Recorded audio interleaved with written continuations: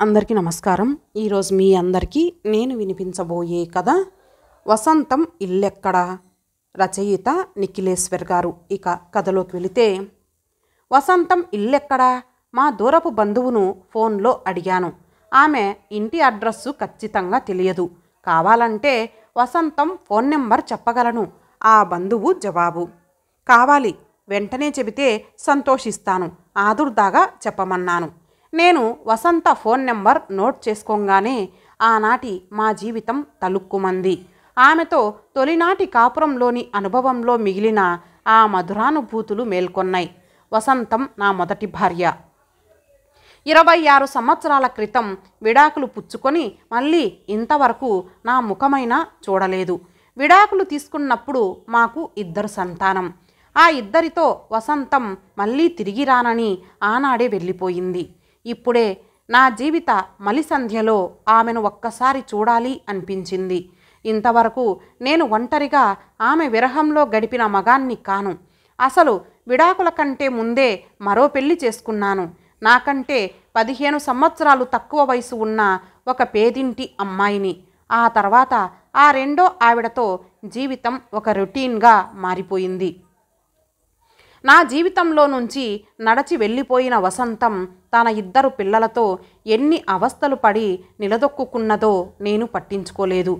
అయినా వాళ్ళు వసంతం వాత్సల్యంలో ప్రయోజకులు అవుతున్నారని మామలు చెబుతూ ఉండేవారు. నేను వృత్తిరీత్యా ఒక డాక్టర్గా స్థిరపడి బాగా సంపాదించి సమాజంలో హోదా పొందాలనే ఆలోచనలే నన్ను వెంటాడేవి. అప్పుడు తర్వాత డబ్బు సంపాదన బాగానే పెరిగింది. కానీ నా రెండో భార్యకు పిల్లలు మాత్రం పుట్టలేదు. మొదటి సంతానం దూరంగా పరాయి వాళ్ళుగా రక్త సంబంధాన్ని తెంచేసుకోవడం నాలో మిగిలిన మూగ ఘోష. ఇప్పుడు వసంతం పిల్లలు తరచుగా జ్ఞాపకం వస్తున్నారు.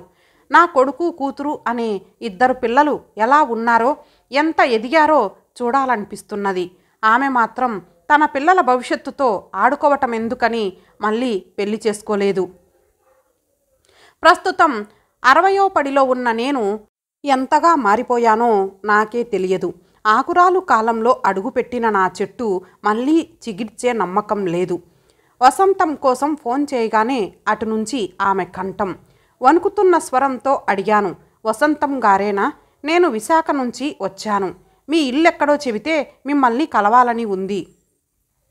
ఆమె తిరిగి, ఎవరు మీరు? మా పెద్దబ్బాయి పెళ్లి సంబంధం కోసం చూడాలనుకుంటున్నారా అని తన ఇంటి అడ్రస్సు ఆచూకీ తెలియజేసింది.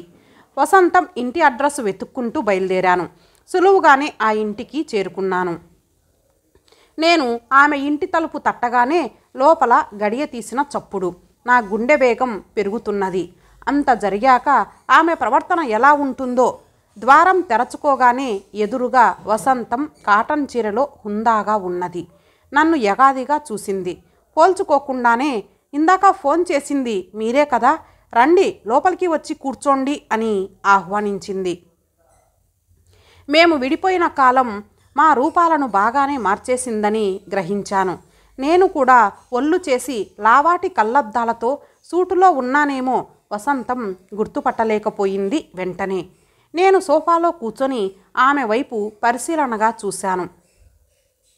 వసంతం కళ్ళ కింద నల్ల చారికలు అయినా కాంతివంతంగానే ఉంది. వెనకాల తీక్షణంగా మెరుస్తున్న అవే కళ్ళు. ఆమె నన్ను జాగ్రత్తగా చూసి పోల్చుకోగానే తత్తరపాటుతో లేచి నిలుచుంది. మీరా డాక్టర్ గారు? అవునా, ఇలా వచ్చారేమిటి అని ఆశ్చర్యం కలగలిపి కాసింత చిరాకుతో మళ్ళీ కూర్చుంది సోఫాలో.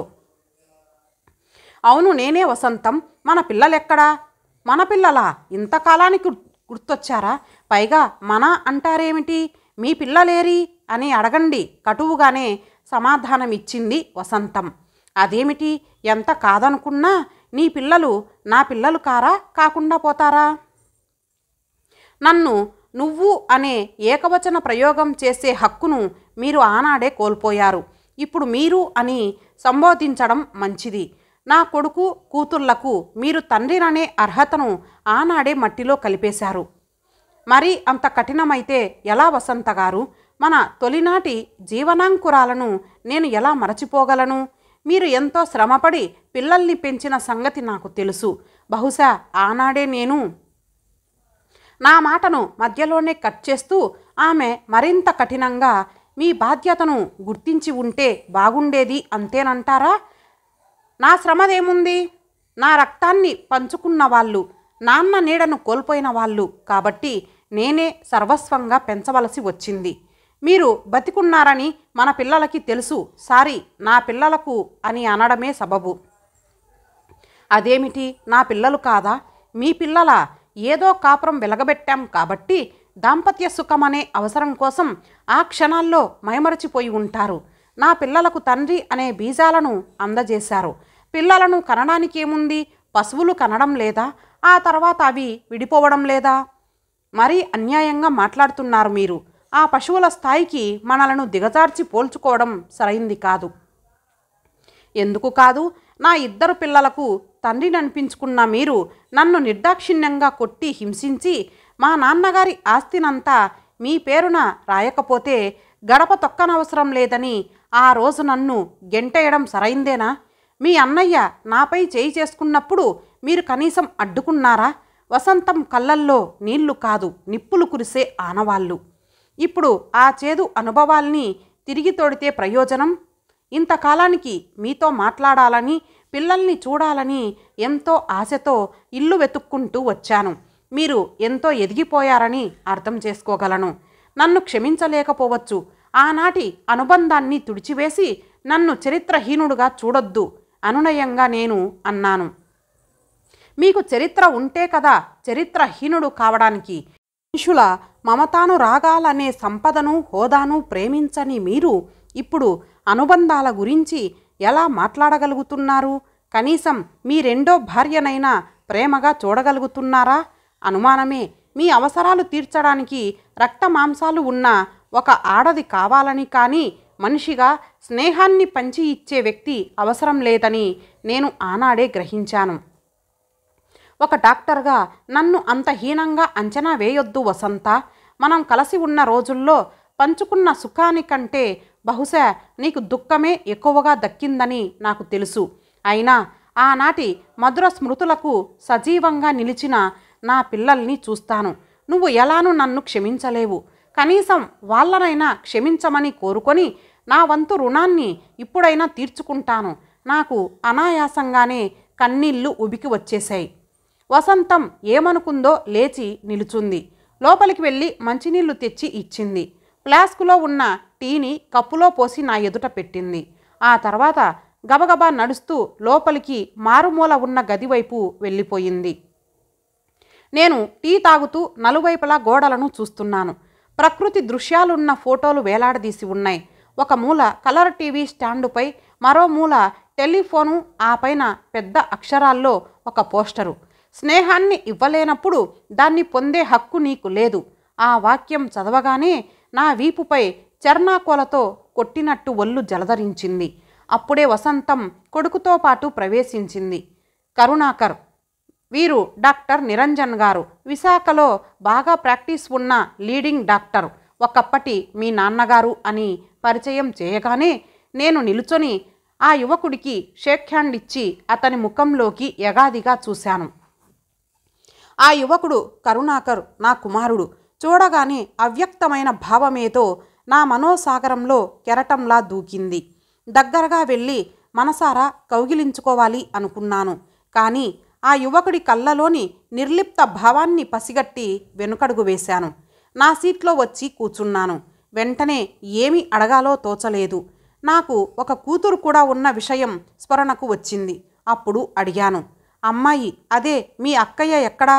వెంటనే వసంతం అందుకొని, అమ్మాయి ఇక్కడ లేదులేండి, డిప్యూటీ కలెక్టర్గా ప్రస్తుతం వరంగల్లో ఉంటున్నది అంది.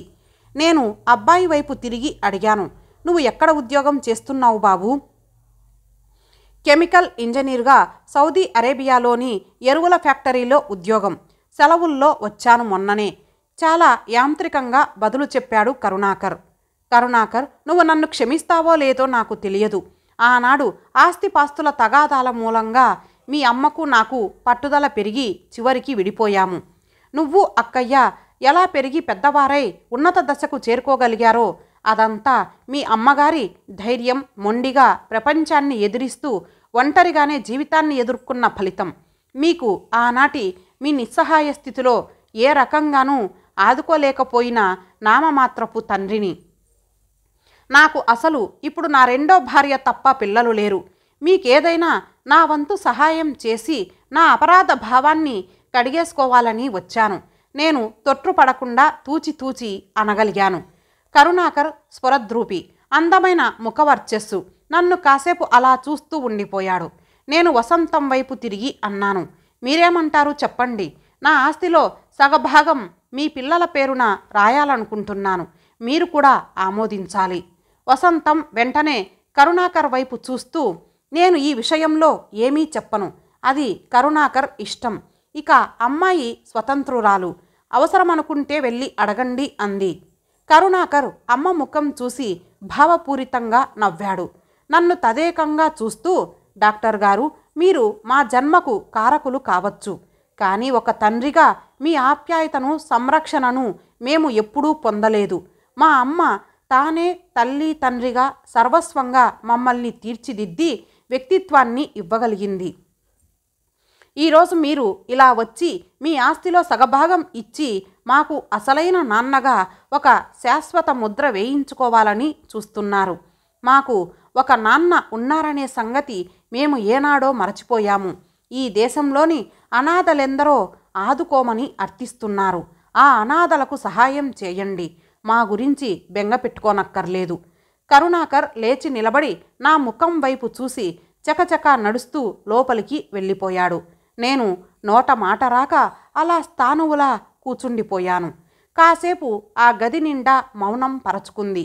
వసంతం నిశ్శబ్దంగా నన్ను పరీక్షిస్తూ కూచుంది. నిస్పృహతో అవమానం పొందినవాడిలా లేచి నిలుచున్నాను. నా టై సరిచేసుకుంటూ అన్నాను, పిల్లవాడిని అంత ఆత్మాభిమానం ఉన్నవాడిలా పెంచినందుకు కంగ్రాట్స్. నేను ఆమెతో చేయి కలిపి అభినందించాలని నా చేయి చాచాను. ఆమె మాత్రం చేతులు జోడించి, మీ చేతులు తాకి అభినందనలు అందుకోలేను. మీరు నన్ను అవమానించి నన్ను, నా పిల్లల్ని గాలికి వదిలేశారు.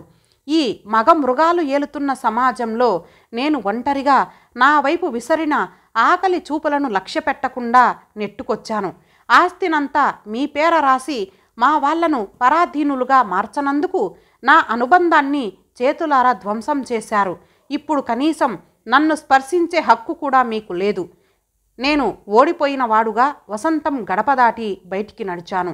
ఎంతో ఆశతో వసంతం ఇల్లెక్కడా అని తిరిగి వసంతాన్ని పలకరించి పులకరించిపోవాలి అనుకున్నాను. కానీ ఆనాటి నా స్వార్థానికి, అహంకారానికి వసంతం ఇప్పుడు నా జీవితంలోని ఆకురాలిన కాలాన్ని గుర్తు చేసింది.